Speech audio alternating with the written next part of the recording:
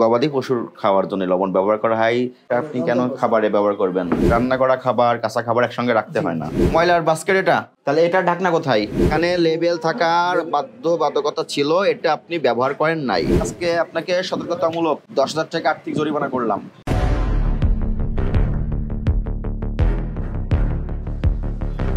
আমরা জাতীয় ভোক্তা অধিকার অধিদপ্তর থেকে আসছিলাম, আপনাদের রান্নাঘরটা একটু দেখবো। আপনি এটার ম্যানেজার না মালিক? হ্যাঁ, একটু আসেন, দেখাবেন। রান্না চলা অবস্থায় তো দেখবো, তবে না বোঝা যাবে আপনি কোন পরিবেশে রান্না করেন। আসেন।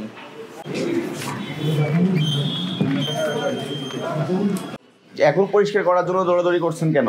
এই খাবারটা নিচে রাখা কেন ম্যানেজার সাহেব? নিচে কেন? সেটা আপনি তো একটু ফ্লোর থেকে মিনিমাম একটা উচ্চতার উপরে রাখবেন খাবার। এই যে হাঁটতেছে পাশ দিয়ে জুতা পরে, মাত্রই কেন রাখবে? ফ্রিজের ব্যবহার বিধি সম্পর্কে আপনার জানা আছে? রান্না করা খাবার, কাঁচা খাবার একসঙ্গে রাখতে হয় না। এটা সব রান্না করা খাবার এখানে? জি।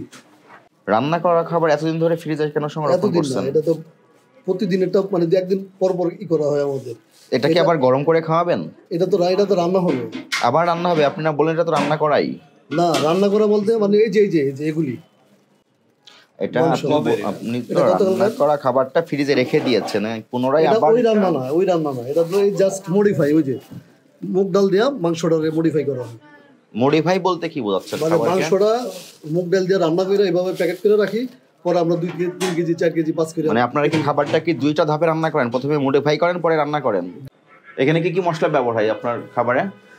এখানে যে বিট লবণ, এই হলুদ মরিচ, এই তো আর ডাল। লবণটাকে আপনি কি লবণ ব্যবহার করেন খাবারে? দেখাতে পারেননি প্যাকেট। এটা তো খোলা লবণ, বাংলা লবণ। এটাতে আয়োডিন নাই, মোটা লবণ। এটা আপনাকে আয়োডিন যুক্ত লবণ ব্যবহার করতে হবে খাবারে। এটা মোটা লবণ, ট্র্যাডিশনাল লবণ। এটা অ্যাকচুয়ালি গবাদি পশুর খাওয়ার জন্য লবণ ব্যবহার করা হয়, চামড়া শিল্পে লবণ ব্যবহার করে। এটা আপনি কেন খাবারে ব্যবহার করবেন? জানতেন না? এটাও তো একটা অপরাধ। আপনি জেনে শুনে খাবার পরিবেশন করবেন, খাবার রান্না করবেন। হোটেলটা কি আপনার না আপনি মালিক হিসেবে আছেন? আপনি মালিক এটার, তাহলে আপনার এগুলো আরো ভালোভাবে জানা দরকার। স্যার, এই যে কয়েকদিন আগে ওই যে আপনার খাদ্য থাকতে 8-10 জন আসছে, ওনারা আবার খাওয়াটা সব পরীক্ষা করছে। ওনারা কি আপনাকে বলেছিল খাবারের পাত্র নিচে ফ্লোরে রাখতে হবে, মশলাগুলো আলাদা রাখতে হবে, ফ্রিজে 3 ধাপে রান্না করা খাবার ফ্রিজে রাখতে হবে, এই কথাগুলো বলেছিল? আমি যেগুলো বললাম এগুলো কি বলেছিল ওরা?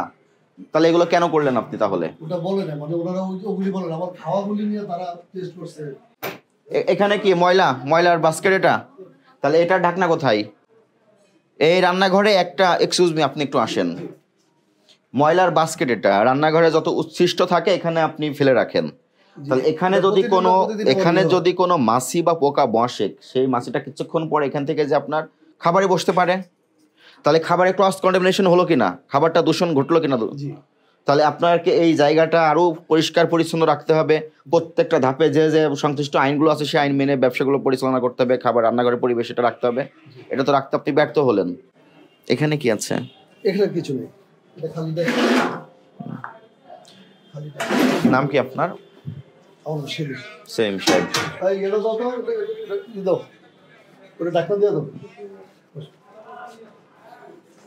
প্রসিকিউশন এগুলো লেখেন নাজমুল। আয়োডিনহীন লবণ ব্যবহার, ফ্রিজে অর্ধ রান্না করা খাবার সংরক্ষণ, এবং রান্নাঘরে যে ময়লা ঝুড়ি ব্যবহার সেটা কোনো ঢাকনা নাই, এবং মশলার মিক্সার এবং খাবার রান্না করা খাবার ফ্লোরে রাখা। ঠিক আছে, এগুলো কি বের করেন একটু সেলিম সাহেব? এগুলো কি বের করেন? বের করেন। আজকে তৈরি করেছেন, প্রমাণ কি আছে? কোনো প্রমাণ?